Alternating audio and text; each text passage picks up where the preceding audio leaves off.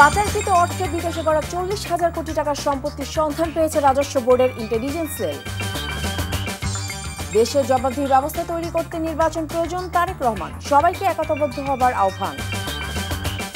PR পদ্ধতি ছাড়া স্বচ্ছ নির্বাচন সম্ভব নয়, জামাত ইসলামী। জুলাই সনদকে আইনগত ভিত্তি দেওয়ার আহ্বান এনসিপি। কূটনৈতিক মিশন থেকে রাষ্ট্রপতি ছবি সরানোর নির্দেশ সরকারের, কারণ জানেন না উপদেষ্টা রিজওয়ানা।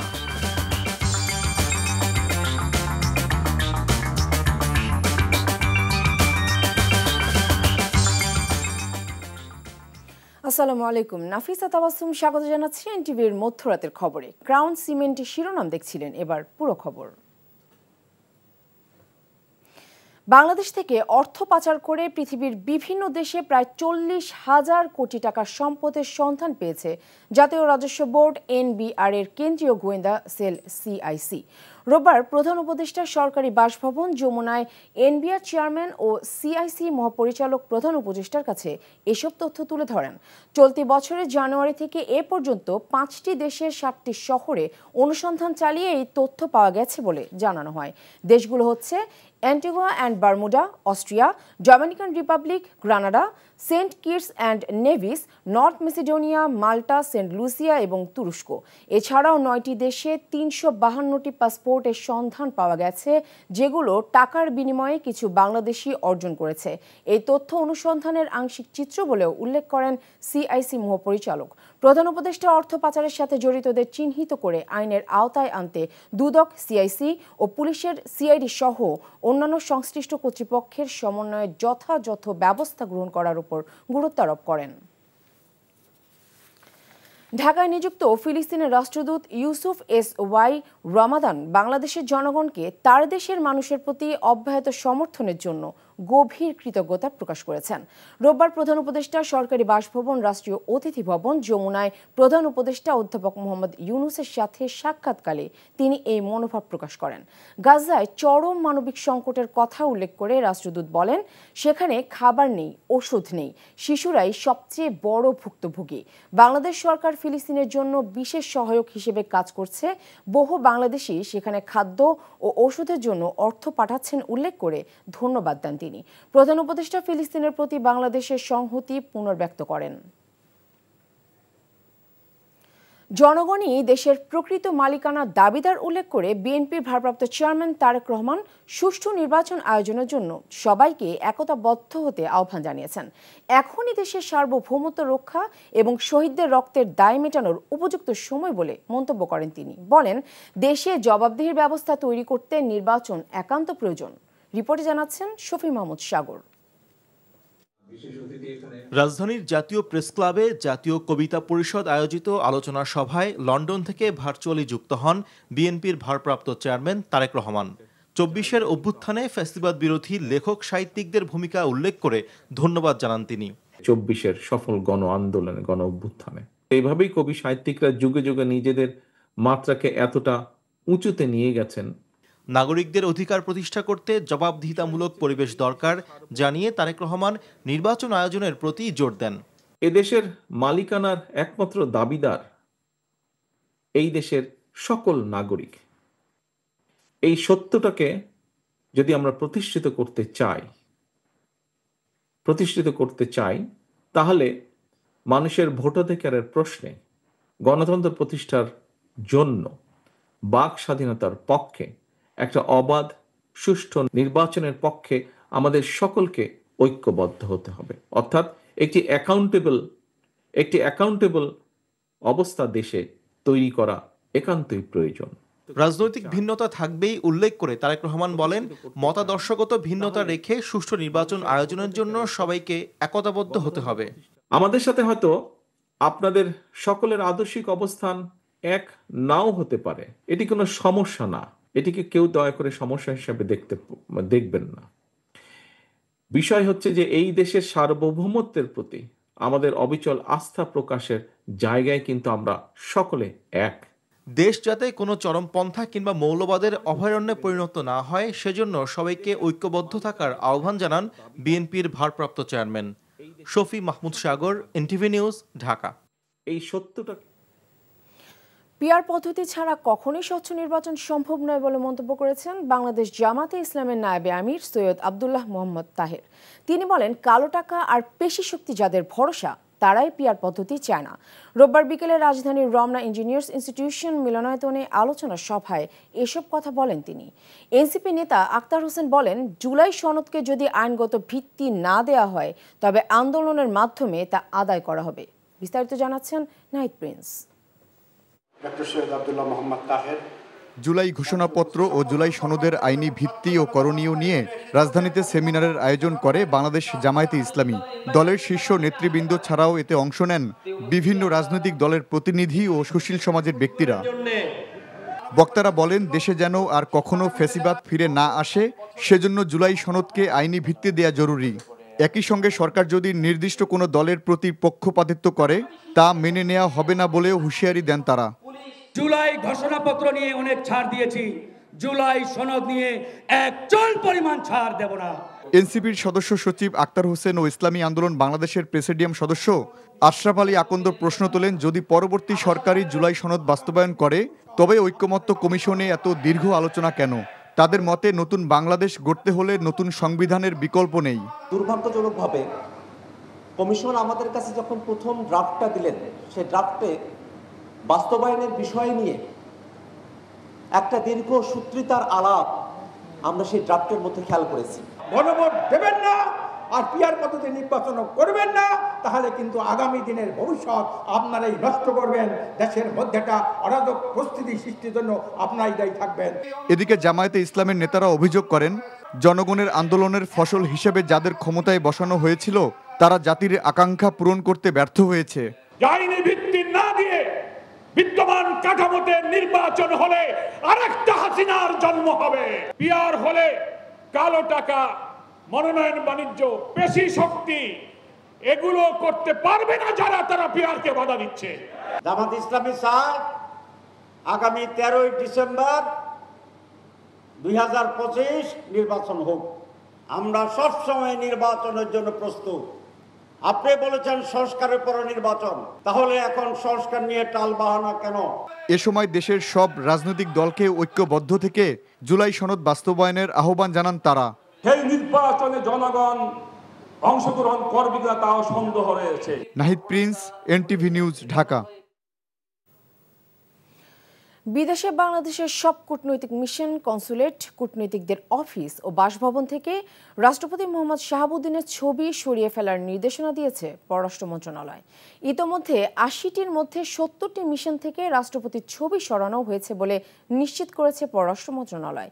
অবশিষ্ট মিশনগুলো থেকেও রাষ্ট্রপতির ছবি সরানোর নির্দেশ দেওয়া হয়েছে। শনিবার ঢাকায় পররাষ্ট্র মন্ত্রণালয় থেকে দূতাবাসগুলোকে ভিন্ন ভিন্নভাবে ফোন করে এ নির্দেশনা দেওয়া হয়। ছবি সরানোর বিষয়টি তদারকি করতে অঞ্চল ভিত্তিক একজন করে রাষ্ট্রদূতকে দায়িত্ব দেওয়া হয়। বিদেশি মিশন থেকে রাষ্ট্রপতির ছবি সরিয়ে ফেলতে উপদেষ্টা পরিষদে আলোচনা হয়নি ও মৌখিক নির্দেশনার কারণ জানেন না পরিবেশ বিষয়ক উপদেষ্টা সৈয়দ রিজওয়ানা হাসান। তবে এর সাথে নির্বাচনের কোনো সম্পর্ক নেই এবং ফেব্রুয়ারিতেই হবে বলেও জানান তিনি। রোববার দুপুরে সচিবালয়ে সাংবাদিকদের সাথে আলাপকালে এসব কথা বলেন তিনি। অপর এক প্রশ্নের জবাবে বলেন, জাফলংয়ে পাথর লুট ঠেকানোর দায়িত্ব পরিবেশ মন্ত্রণালয়ের নয়। রিপোর্ট করছেন রকুনুদ্দিন। বিদেশের সব মিশন ও দূতাবাস থেকে রাষ্ট্রপতির ছবি সরাতে পররাষ্ট্র মন্ত্রণালয় থেকে মৌখিক নির্দেশনা দেয়া হয়েছে বলে গণমাধ্যমে খবর আসে শনিবার রাতে। যদিও আগেই অনেক দূতাবাস থেকে ছবি সরিয়ে ফেলা হয়েছিল, এখন বাকি দূতাবাসগুলো থেকেও ছবি সরাতে নির্দেশনার পাশাপাশি কয়েকজনকে তদারকির দায়িত্বও দেয়া হয়েছে। রোববার সচিবালয়ে এ বিষয়ে সাংবাদিকরা জানতে চান পরিবেশ বিষয়ক উপদেষ্টার কাছে। প্রশ্ন ছিল নির্বাচনের আগে এমন সিদ্ধান্ত নিয়েও। এটা আদৌ কোনো বার্তা দেয় কিনা আমি জানি না। সরকারি পর্যায়ে সকল মহলের সিদ্ধান্ত হলে ওটা তখন লিখিত থাকতো। তো এটা হয়তো কোনো, যেটা আমি আপনার মতন পত্রিকায় পরিচ্ছন্ন বলতে পারছি না, বাট এটার সাথে নির্বাচনের যে কোনো সম্পর্ক নাই, সেটা একটা কমন সেন্সের ব্যাপার। বিভিন্ন রাজনৈতিক দলের তাদের নিজস্ব হিসাব নিকাশ আছে, তাদের নিজস্ব রাজনীতি আছে। এইটার সাথে তো সরকারের অবস্থান বদলের কোনো সম্পর্ক নাই। সরকার বলেছে ফেব্রুয়ারিতে নির্বাচন হবে। প্রশ্নের জবাবে বলেন, অন্তর্বর্তী সরকার ক্ষমতা নেবার পর থেকেই জাফলং থেকে পাথর তোলা ঠেকাতে কাজ করছে। স্থানীয় প্রশাসন কাজ করতে পারছে না জেনে নিজে সহ উপদেষ্টারা জাফলং পরিদর্শনে যান। বলেন, সেই সময় তীব্র বাধার মুখে পড়লেও কেউ প্রতিবাদ করেননি। পাথর কতটুকুন তুললো, লুট হলো, নিয়ে গেল, এটা ভাই আমার মন্ত্রণালয়ের দেখার কথা না।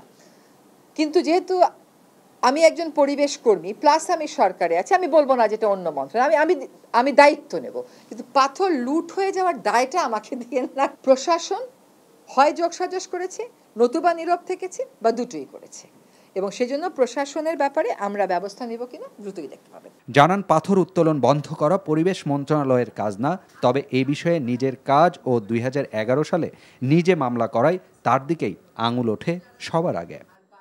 রোকন উদ্দিন, এনটিভি নিউজ, ঢাকা।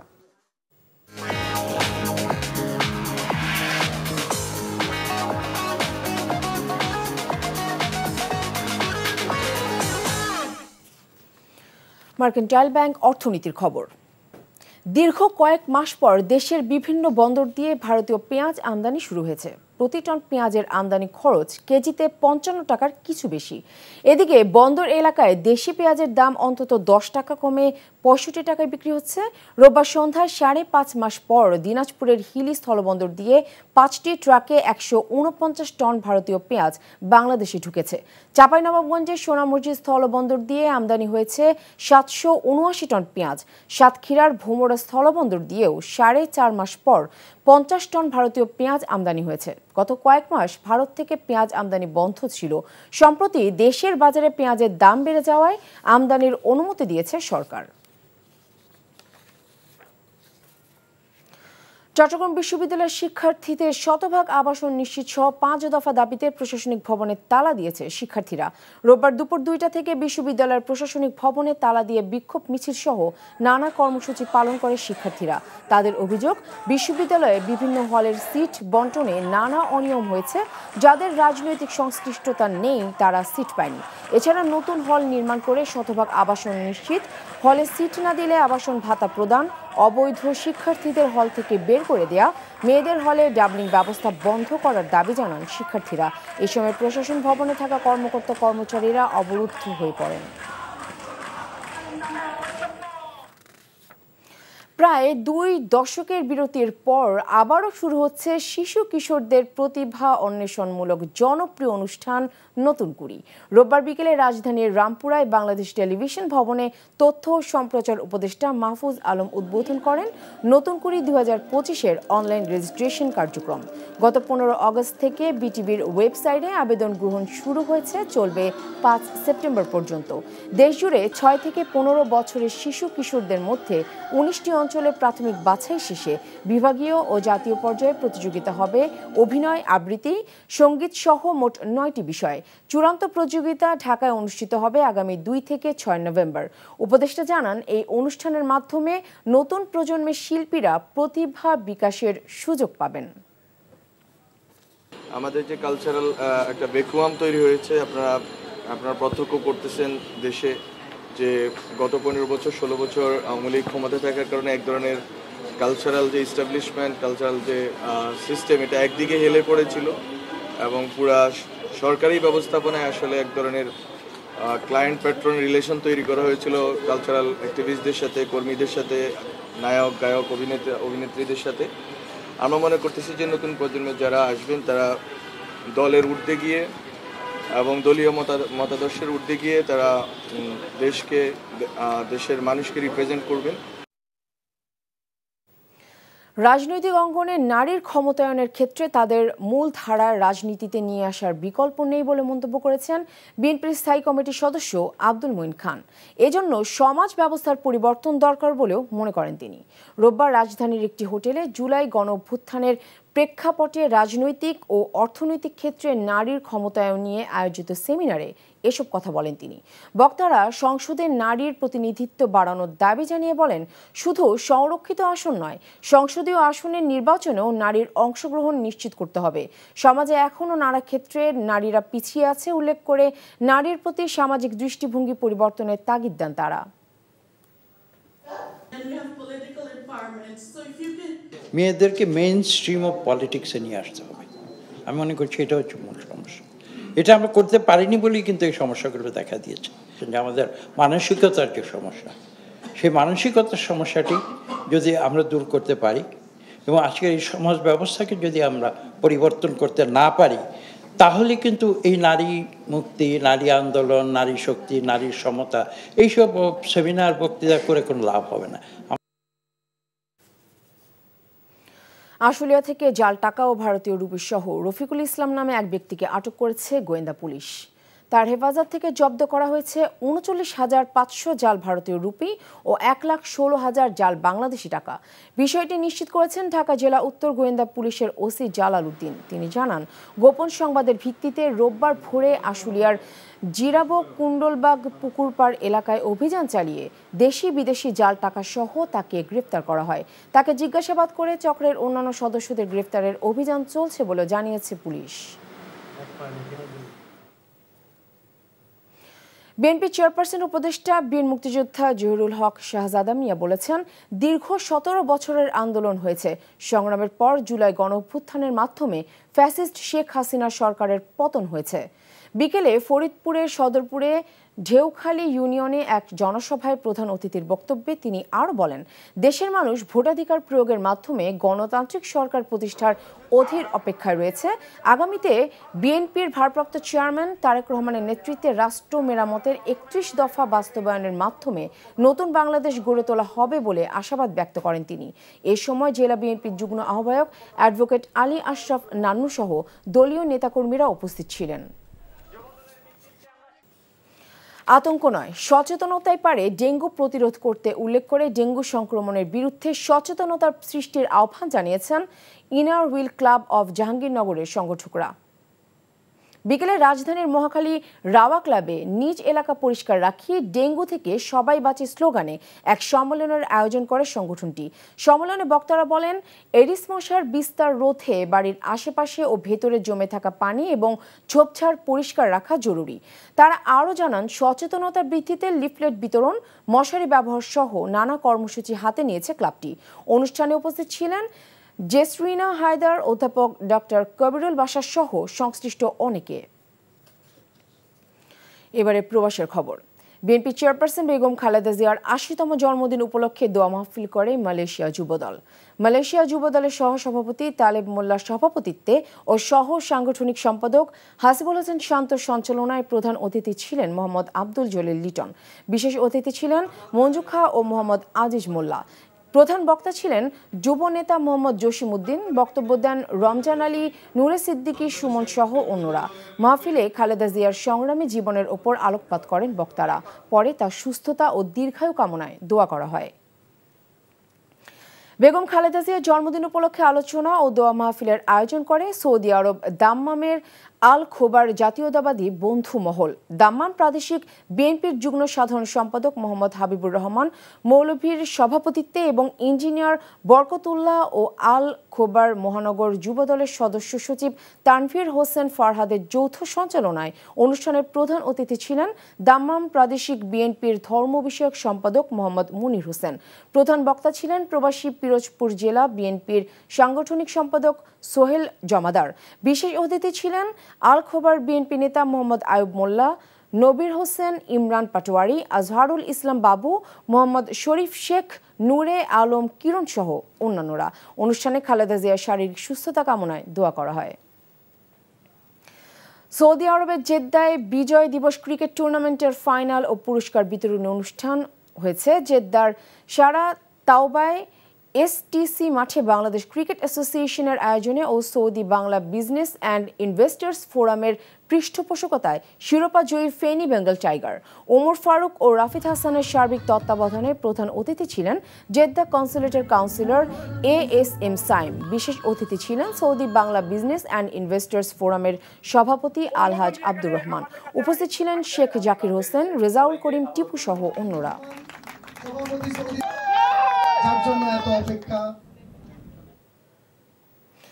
গাজীপুরের সাংবাদিক আসাদুজ্জামান তুহিনকে হত্যার দৃষ্টান্তমূলক বিচার দাবি করে Bangla press club Kuwait. Kuwait সিটিতে আয়োজিত প্রতিবাদ সভায় প্রধান অতিথি ছিলেন বাংলা প্রেস ক্লাব কুয়েতের প্রধান উপদেষ্টা জালাল উদ্দিন। সভাপতিত্ব করেন বাংলা প্রেস ক্লাব কুয়েতের সভাপতি ও এনটিভি কুয়েত প্রতিনিধি আল আমিন সরকার। বিশেষ অতিথি ছিলেন সংগঠনের উপদেষ্টা আমির হোসেন মুন্সি, সিনিয়র সহ সভাপতি আনোয়ার আকাশ। সঞ্চালনা করেন বাংলা প্রেস ক্লাব কুয়েতের সাধারণ সম্পাদক রফিকুল ইসলাম।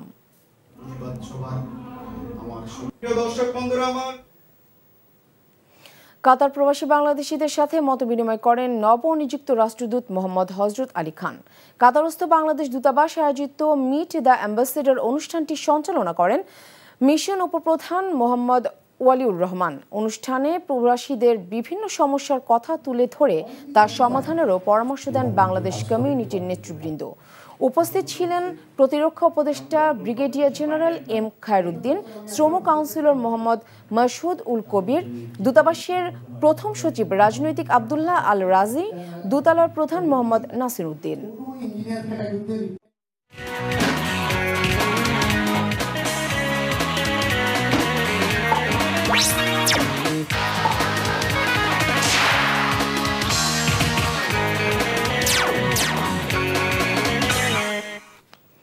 এবারে ইস্পানি প্রিমিয়ামটি খেলার খবর। জরুরি বৈঠকেও সুরাহা হলো না বসুন্ধরা কিংসের খেলোয়াড়দের ছাড়পত্র না দেওয়ার বিষয়টি। এই বিষয়ে আপাতত কিংসকে খেলোয়াড়দের অনুশীলনে পাঠানোর অনুরোধ করে চিঠি পাঠাবে বাফুফে। সেপ্টেম্বরে নেপালের কাঠমান্ডুতে 2টি প্রীতি ম্যাচ খেলবে বাংলাদেশ। ম্যাচের প্রস্তুতির জন্য দলের ক্যাম্প শুরু হলেও জাতীয় দলে থাকা 10 জন ফুটবলারকে ছাড়পত্র দেয়নি কিংস।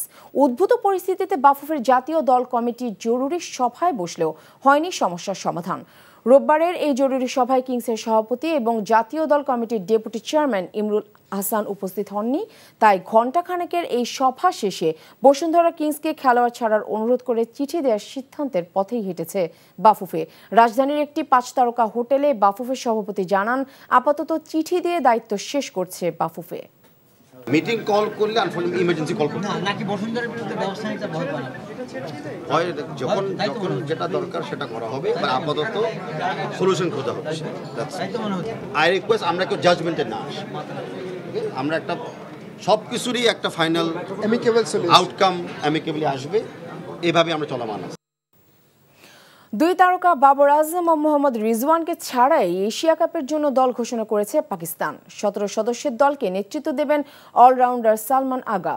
রোববার শুরু হবে পাকিস্তান, আফগানিস্তান ও সংযুক্ত আরব আমিরাতের মধ্যকার ত্রিদেশীয় সিরিজ।